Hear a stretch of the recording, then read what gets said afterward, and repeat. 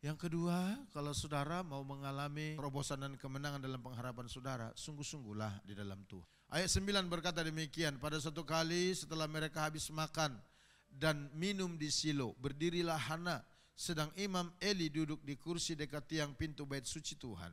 Dan dengan hati pedih, ia berkata kepada Tuhan sambil menangis terseduh-seduh. Next.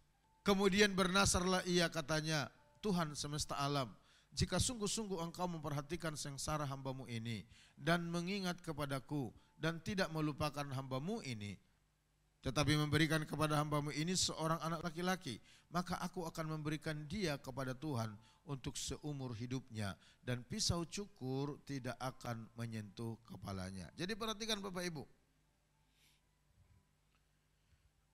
Hana tidak sekedar memiliki keteguhan hati, tapi dia sungguh-sungguh di dalam Tuhan. Dari mana kita tahu? Dari cara-cara dia mencari Tuhan. Bahkan ketika dia membuat sebuah komitmen, Nasar. Next, coba kita lihat. Di dalam kepedihannya, Hana tidak sekedar memiliki hati dan keyakinan yang teguh kepada Tuhan, tapi dia bersungguh-sungguh di dalam Tuhan. Keputusan Hana mengungkapkan Nasar, atau disebut janji atau komitmen di hadapan Tuhan, merupakan ekspresi dan bukti kesungguhannya di dalam Tuhan. Next. Dan setelah Tuhan jawab doa Hana, apakah dia melupakan Nasarnya? Tidak. Dia menepatinya seperti yang dijanjikannya. Hana menunjukkan kesungguhannya di dalam Tuhan dengan mengangkat sebuah ikrar, dengan mengangkat sebuah janji atau komitmen yang diucapkan di dalam Tuhan. Pada saat kapan Hana ini pergi ke bait Tuhan dan berkata seperti kepada Tuhan? Pada saat hatinya lagi pedih-pedihnya. Pada saat hatinya lagi hancur-hancurnya. Pada saat dia lagi sedang tersakiti.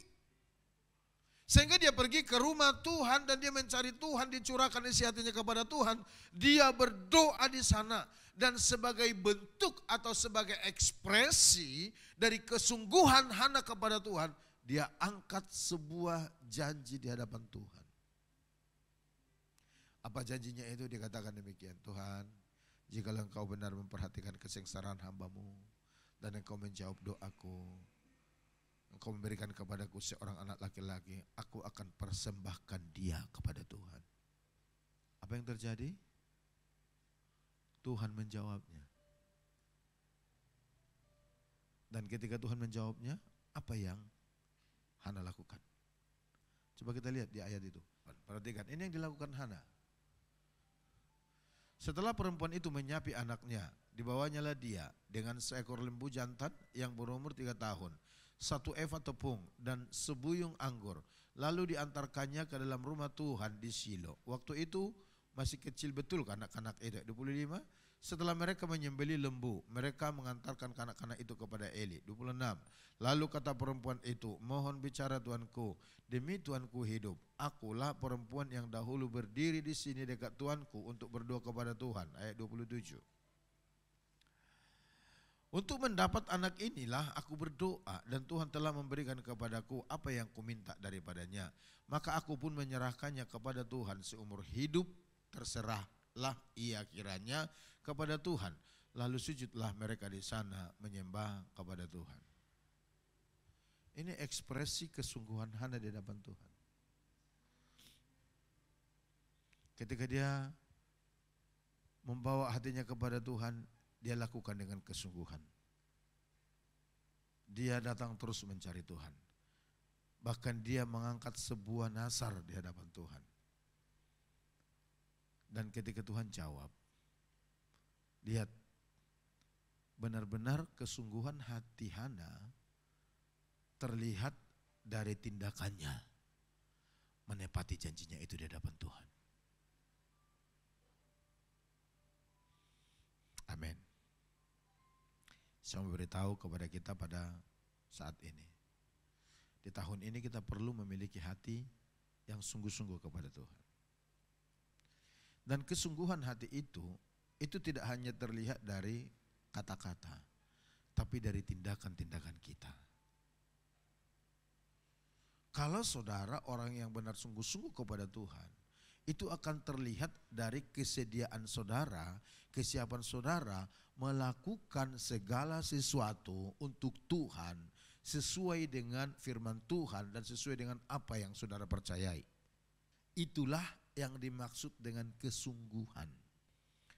Orang yang sungguh-sungguh kepada Tuhan itu adalah orang yang hormat dan takut kepada Tuhan.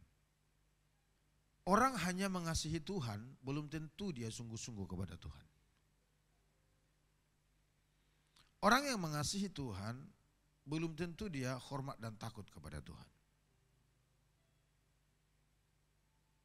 Jadi membangun kesungguhan di dalam Tuhan itu, mengekspresikan kesungguhan itu tidak cukup hanya lip service.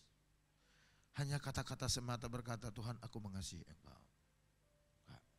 Tapi itu harus ditunjukkan dari perbuatan kita. Saya menonton atau melihatlah tepatnya ya di medsos seorang hamba Tuhan bersaksi.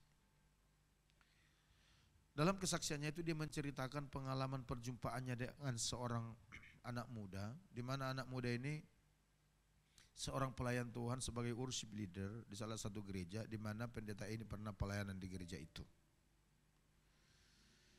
Si anak muda ini begitu antusias, begitu berapi-api dipakai Tuhan, penuh dengan urapan dari Tuhan ketika dia memuji menyembah Tuhan. Tapi satu waktu di tempat tertentu, si pendeta ini ketemu dengan anak muda ini. Tempat di mana si anak muda ini tidak seharusnya ada di situ. Lalu pendeta ini bertanya, bukankah Anda worship leader di gereja itu yang saya pernah pelayanan di sana? Begitu bersemangat.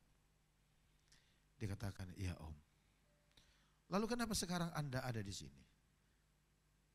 Dengan cara hidup seperti ini. Si anak muda itu menjawab demikian. Om, kalau Om bertanya kepada saya, apakah engkau mengasihi Tuhan sampai detik ini? Saya katakan saya mengasihi Tuhan. Tapi karena Om bertanya kenapa saya ada di sini, jawabannya saya tidak takut Tuhan. Dia mengasihi Tuhan, iya. Waktu penyembahan meneteskan air mata, iya. Ekspresi kasihnya. Tapi ternyata dia tidak takut Tuhan. Sehingga waktu pulang dari gereja, pulang pelayanan, dia berada di tempat tertentu dan melakukan segala sesuatu yang menyakiti hati Tuhan.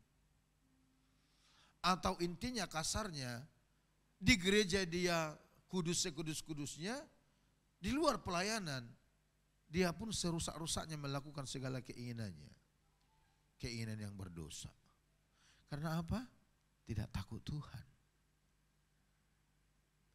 Jadi ternyata saudara, orang mengasihi Tuhan belum tentu takut Tuhan. Orang mengasihi Tuhan tidak menjamin orang itu menjadi orang-orang yang hormat kepada Tuhan. Enggak. Orang yang mengasihi Tuhan belum tentu juga orang itu orang yang sungguh-sungguh di dalam Tuhan. Oleh karenanya Bapak Ibu, kita perlu menghormati Tuhan. Kita perlu takut kepada Tuhan. Dan itu akan terlihat dari cara kita menghidupi firman. Amin.